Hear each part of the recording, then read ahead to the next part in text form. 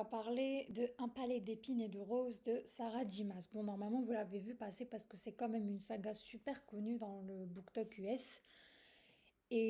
Moi, j'ai vraiment bien aimé, mais avant d'aimer, ça a pris beaucoup de temps. Mais avant de vous parler de mon avis, je vais vous résumer l'histoire de Un palais d'épines et de roses. Attention, accrochez-vous à vos chaises parce que c'est super long, mais ça en vaut le coup. Alors, dans cette histoire, on a Fer. Elle est humaine. En fait, le monde dans lequel elle vit, c'est pas notre monde à nous, c'est un monde complètement imaginé par l'autrice Sarah J. Maas.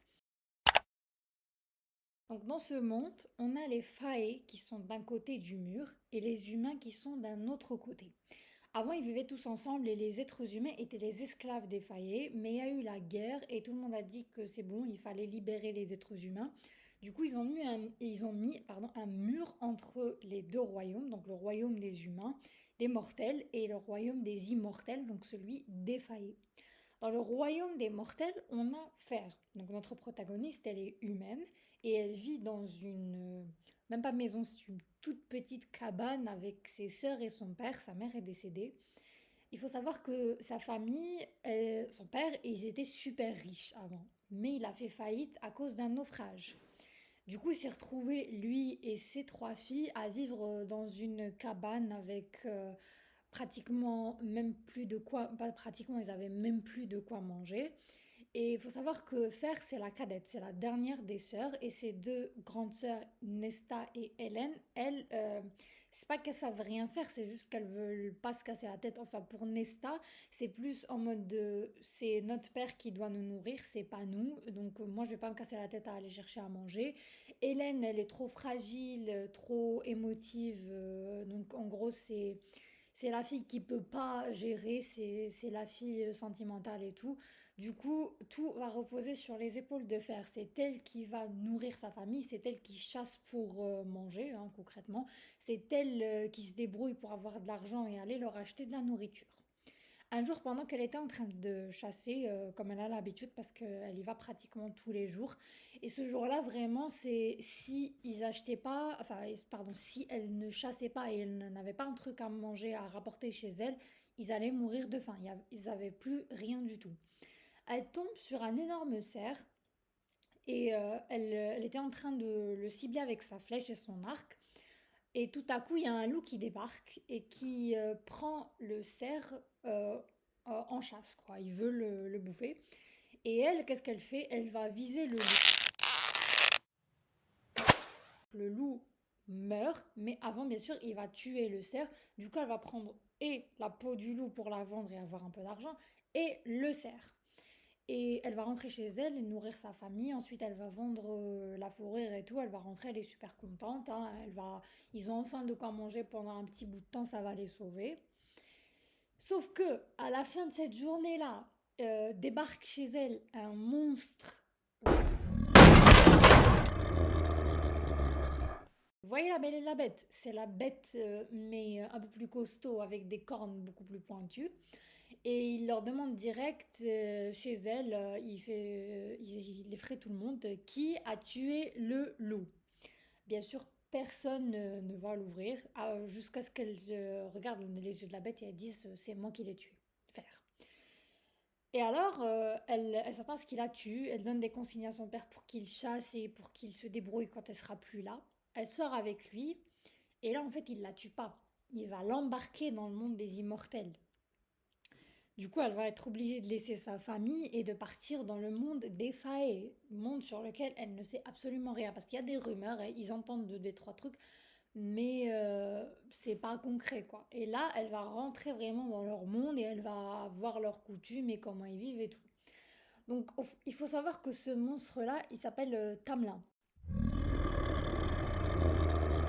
Et qu'il a le pouvoir de métamorphose. Donc il se transforme en monstre de la Belle et la Bête, mais il reprend forme fae. Donc sa forme fae, c'est pas comme les humains, mais oui, ça peut être comme les humains. En fait, il a des oreilles pointues et ils sont super beaux, ils ont un teint parfait, bref, une peau parfaite, tout est parfait chez eux. C'est pas des êtres humains, ils sont genre 100 fois ou 10 fois plus beaux que nous.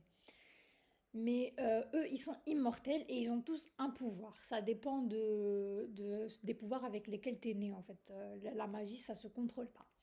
Du coup, Tamlin va l'embarquer chez lui, donc c'est la cour du printemps. Il vit dans un énorme palais avec son meilleur pote Lucien. Il vit dans et Fer va cohabiter avec Tamlin et Lucien. Il faut savoir aussi qu'il a des domestiques et tout. D'ailleurs, il y en a une, Alice, que j'ai adorée. J'adore cette fille. Du coup, Fer, elle est maintenant dans cette situation, elle est dans la cour du printemps et elle se demande pourquoi il l'a pas tuée. Et là, on va découvrir beaucoup de choses sur Tamlin. Et on va découvrir beaucoup de choses sur les Fae et tout ça. Comme par exemple qu'il n'y a pas que la cour du printemps, il y a aussi la cour de l'aube, la cour de la nuit, la cour du printemps, la cour de l'automne. Il y a beaucoup de cours et chaque cour a un grand seigneur. Et du coup, le problème avec le monde des failles, c'est que on va apprendre qu'il y a une menace et que cette menace, en fait, c'est pas qu'elle attaque ferme, mais indirectement, oui. Vous allez comprendre. Je vais pas vous spoiler ça parce que c'est très important à découvrir dans le livre. Et du coup, il y a cette autre menace à côté avec une femme. On sait juste que c'est une elle, mais on ne sait pas vraiment ce qu'elle fait, ni ce qu'elle est, ni pourquoi est-ce que tout le monde a peur d'elle. On sait juste qu'elle est là et qu'elle fait peur à tout le monde. Et on va découvrir dans le livre pourquoi, qu'est-ce qu'elle a fait et quelles sont les conséquences des actes de cette femme sur Fer, Tamlin et les autres. Vous allez comprendre dès que vous lirez le livre. Il faut savoir un truc par rapport au personnage. Fer, c'est une badass. Elle se laisse pas faire. Elle va essayer de s'enfuir une ou deux fois, mais bien sûr, elle va échouer parce que le mec, il est beaucoup plus fort qu'elle. Hein. C'est un failli, je vous ai dit, il a des pouvoirs de malade. Et elle, elle est humaine, elle peut pas faire grand-chose et elle sera pourchassée par des espèces de monstres. Donc il va y avoir une love story entre Tamlin et Fer. Et on va voir l'évolution de la relation dans ce premier tome entre les deux protagonistes. Et à la fin, il va se passer un plot de twist, mais de ouf. Et là, j'étais choquée. Donc, franchement, je vous recommande ce livre. Par contre, je tiens aussi à vous prévenir que ce livre est super long à lire. Et qu'au début, moi, je me suis complètement ennuyée et j'ai pas du tout compris le monde dans lequel j'étais. C'est pour ça que le résumé est un peu long. Mais franchement, accrochez-vous parce que la fin, c'était impossible à lâcher. Je ne pouvais plus m'arrêter. Il était 5 heures du mat, je continuais à lire. 6 heures du mat, pas grave, on finit le livre. La fin, franchement, les 3 derniers quarts addictifs. J'ai adoré. Bon, je peux pas tout vous spoiler ici, mais sachez que mon chapitre, que ça commence à devenir intéressant à partir de mon chapitre, je l'appelle, hein, parce que je l'adore. C'est le chapitre 21. D'ailleurs, quand je relis ce livre, c'est toujours à partir du chapitre 21 et je descends parce que le reste, c'est pas que c'est pas important, c'est que c'est bon, je le connais. Direct au chapitre 21 et je lis à partir de celui-là. Donc c'est le chapitre où il y a la fête de Callan May, vous allez comprendre après ce que c'est. Et croyez-moi, vous allez me remercier pour ceux qui aiment la fantaisie, hein, bien sûr.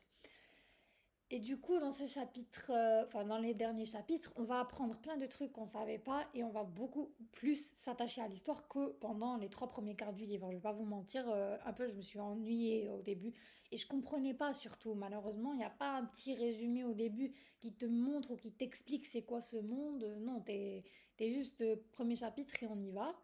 Mais c'est super. Je vais pas vous dire que c'est mon tome préféré parce que les autres tomes sont largement meilleurs, je trouve. Mais c'est un bon tome introductif et j'ai adoré faire. Comme je vous l'ai dit, moi j'aime les personnages badass.